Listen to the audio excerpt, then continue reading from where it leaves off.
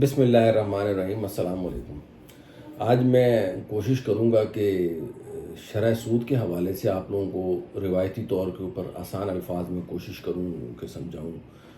تو کسی بھی ملک کا مرکزی بینک جو ہے اپنے کمرشل بینکوں کو جو کم سے کم شرح منافع آفر کرتا ہے، پاکستان کی اگر ہم مثال لیں تو اسٹیٹ بینک، اور وہ آج کل 22% کے قریب ہے۔ اچھا، اس کی ضرورتیں جو ہے نا وہ دو ہوتی ہیں۔ نمبر ایک، کرنسی کو کنٹرول کرنا، کرنسی کی فلکچویشن کو دیگر کرنسیوں کے مقابلے میں کنٹرول کرنا۔ دوسرا، مہنگائی کو کنٹرول کرنا۔ میں دونوں بریفلی بتا دیتا ہوں کہ کس طریقے سے یہ دونوں چیزوں کو امپیکٹ کرتی ہے۔ دیکھیں، جو کمرشل بینکس ہیں وہ بزنسز کو اور عام لوگوں کو قرضہ دیتے ہیں یا قرضہ ہم سے لیتے ہیں ڈپازٹ کی صورت میں، سیونگ اکاؤنٹس کی صورت میں وہ منافع دے رہے ہوتے ہیں، قرضہ لے بھی رہے ہوتے ہیں، اور ان کو بھی منافع دے رہے ہوتے ہیں، منافع لے بھی رہے ہوتے ہیں، مطلب دونوں کام کر رہے ہوتے ہیں، قرضہ دینے کا بھی، قرضہ لینے کا بھی۔ اب اسٹیٹ بینک یا جو بھی مرکزی بینک ہوتا ہے وہ کہتا ہے کہ جی یار یہ 22% پہ تو آپ مجھے دے دو۔ اس کا مطلب یہ ہوتا ہے کہ جی وہ جو ریٹ ہے 22% جو آج کل ہے، یہ اس کے اوپر کوئی بھی کمرشل بینک اس ریٹ پہ اسٹیٹ بینک کے پاس رکھوا دے تو اسٹیٹ بینک پروفٹ دے گا۔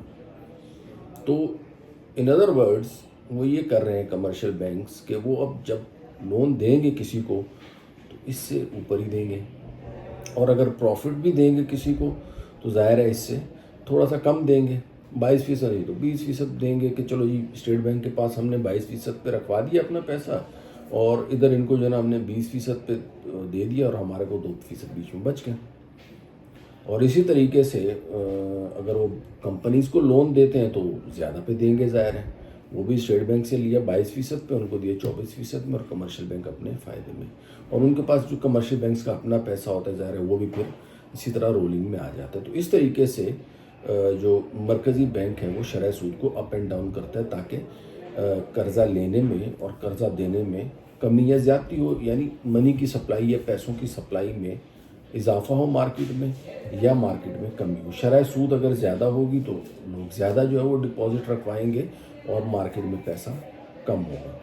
شرح سود اگر کم ہوگی تو مارکیٹ میں لوگ دوسرے بزنسز میں پیسے لگائیں گے، یا ان کے جو ہے دیگر اپرچونیٹیز ہوں گی ان کو اویل کریں گے، تو اس صورت میں ڈپازٹس کم ہو جائیں گے تو مارکیٹ میں پیسہ زیادہ ہوگا۔ مارکیٹ میں جب پیسہ زیادہ ہوگا تو اس سے کیا ہوگا کہ لوگ زیادہ خرچ کریں گے۔ جب زیادہ خرچ کریں گے اس سے ڈیمانڈ بڑھے گی، ڈیمانڈ بڑھے گی تو پرائس بڑھے گی۔ اب ریورس کیس میں آ جائیں کہ مارکیٹ میں پیسہ اگر کم ہوگا، یعنی شرح سود اگر زیادہ ہے تو ظاہر ہے مارکیٹ میں پیسہ کم ہوگا، بینکوں میں زیادہ رہے گا، لوگ زیادہ رکھوائیں گے، بزنس زیادہ رکھوائیں گے، تو مارکیٹ میں پیسہ کم ہوگا، اس سے ڈیمانڈ کم ہو جائے گی۔ جب ڈیمانڈ کم ہوگی تو ظاہر ہے کہ پھر پرائس نیچے آ جائے گی۔ تو اس طریقے سے جو ہے وہ مہنگائی کو کنٹرول کرتا ہے مرکزی بینک۔ دوسرا میں نے آپ کو بتایا کہ جی جو کرنسی ہے اس کو مینٹین رکھنے کے لیے، تو وہ بھی ظاہر ہے مہنگائی سے اس کا بڑا گہرا تعلق ہے۔ مہنگائی کا مطلب یہ ہے کہ اگر کسی کے پاس سال میں جو 100 روپے ہیں اور آخر میں بھی وہی 100 روپے ہیں، لیکن اس سے آٹا جو ہے نا وہ 20% مہنگائی ہے تو وہ 120 روپے کا ہو گیا۔ تو پہلے وہ سال کے شروع میں 1 کلو آٹا لے سکتا تھا، اب وہ 1 کلو آٹا نہیں لے سکتا، وہ 120 روپے کا لے گا، تو 20 روپے اس کے پاس سمجھے کم ہو گئے۔ تو اسی طریقے سے جو کمپنیز کے یا لوگوں کے جو ڈپازٹس ہوتے ہیں وہ at the end of the date پڑے جو ہے وہ ان کی ویلیو کم ہو جاتی ہے، ظاہر مہنگائی جو بڑھ رہی ہے۔ تو مرکزی بینک کوشش کرتا ہے کہ جو شرح سود ہے اس کو انفلیشن کے آس پاس رکھا جائے، اور کوشش کی جاتی ہے کہ انفلیشن سے زیادہ ہی رکھا جائے۔ فرض کرے اگر انفلیشن سنگل ڈیجٹ میں تو کوشش کیا جاتا ہے کہ شرح سود کو انفلیشن سے زیادہ رکھا جائے تاکہ لوگوں کو ریئل ٹائم میں بھی انویسٹمنٹ کا فائدہ ہو۔ لیکن اب پاکستان میں چونکہ ظاہر مہنگائی 39% پہ چلی گئی تھی تو اب یہ 39% تو نہیں کر سکتے تھے، انہوں نے 22% پہ بریک لگایا، کیونکہ اگر وہ نہ 22% کریں تو لوگ پھر کیا کریں گے، روپے میں ہم تو رکھیں، ہم دوسری کرنسی میں رکھتے ہیں، ہم گولڈ لے لیتے ہیں، ہم کوئی اور سلور لے لیتے ہیں، یا کموڈیٹیز کوئی دوسری لے لیتے ہیں، تو اس سے لوکل جو کرنسی ہے اس کو لوگ چھوڑتے ہیں اور دوسری کرنسیز کو اڈاپٹ کرتے ہیں، تو اس کی جو لوکل کرنسی ہے اس کے اوپر پریشر آتا ہے، وہ ڈی ویلیو ہوتی ہے، اور جو دوسری کرنسی ہے اس کی ڈیمانڈ میں اضافہ ہوتا ہے۔ فار ایگزامپل ڈالر ہے یا سونا ہے، آپ دیکھ رہے ہوں گے تو اس میں پھر اضافہ ہوتا رہتا ہے۔ اس لیے شرح سود کا بڑھانا جو ہے وہ بہت ضروری ہے جب مہنگائی بڑھی ہوئی ہو۔